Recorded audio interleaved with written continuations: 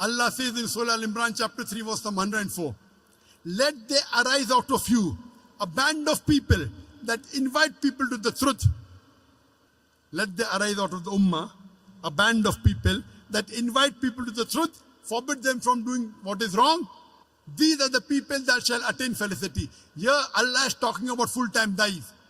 How we have full-time doctors, full-time engineers, full-time lawyers, full-time businessmen. How many full-time dais do you have? You can count them on your fingertips. How many international full-time dais do we have? You can count them on your fingertips.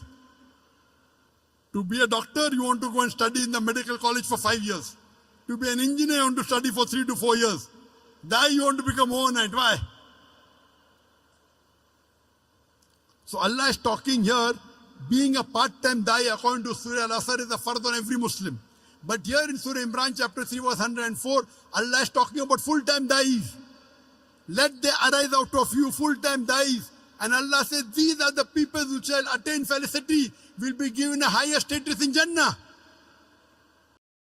Allah says in Surah Nahl chapter 16 verse 125, Udu ila sabili rabbika bil hikmah wal mau'izatil hasana wajadil billati ahsan. Invite all to the way of thy Lord with wisdom and beautiful preaching, and argue with them and reason with them in the ways that are best and most gracious. Here Allah subhanahu wa ta'ala is giving you another strategy of dawah. Udu ila sabili rabbika bil hikmah. Invite all to the way of thy Lord with wisdom. Wal mau'izatil hasana, and with beautiful preaching. Wajadil billati ahsan, and invite and argue with them and debate with them in the ways that are best and most gracious. This is one of the strategies Allah is talking about dawah.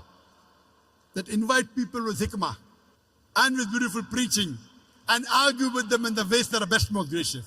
You know, many times when I go to give a talk, the organizers come and tell me, Professor Zakir, speak with hikmah, speak with hikmah. Trying to tell me, be softer. There are non-Muslims.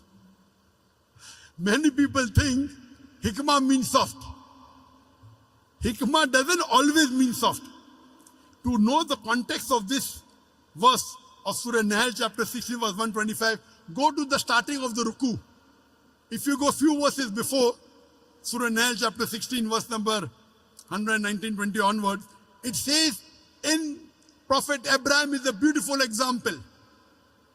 That means, example of Abraham alayhi salam is beautiful. How he did dawah with the non-Muslims, with the pagans. He said that I want to worship sun. Then the sun said, oh, the moon, I want to worship the moon. Then he wants to worship the wind, want to worship the other thing. Then he said there's only one true God. What does he do? He breaks the idols. And when they ask who broke the idol, he said, ask the big idol. They said he cannot speak. Then how do you worship a thing which cannot speak? He broke the idol, that was hikmah. So hikmah always doesn't mean soft. Hikmah means saying the best thing. Most of the time being soft is good. Sometimes being harsh is good. A father is cruel to be kind. If your son wants to jump and say, I want to jump, I want to be Superman, what will you do? Oh, take toffee, don't jump. No, I want to jump. You will give one tight slap. Sit down. No, I want to jump. I want to fly in the air. You will give one slap. Why? A father is cruel to be kind. Because slapping is the best, otherwise he'll die. So sometimes they have to be tough. Most of the time soft. So we as dais, we know our job. Allah says in Surah Nahl chapter 21 verse number 7 and Surah Nahl chapter 16 verse number 43 and Surah Anbiya chapter 21 verse number 7, Fas'alu ahli zikri in kuntum la ta'lamun. If you don't know, ask the person who is knowledgeable. This is my job. It's my profession. Being a dai. He could, Brother Zakir, speak with hikmah. Telling me. I know what is hikmah. He doesn't know the Quran. So hikmah, most of the time is soft, but sometimes you have to be tough. So this is the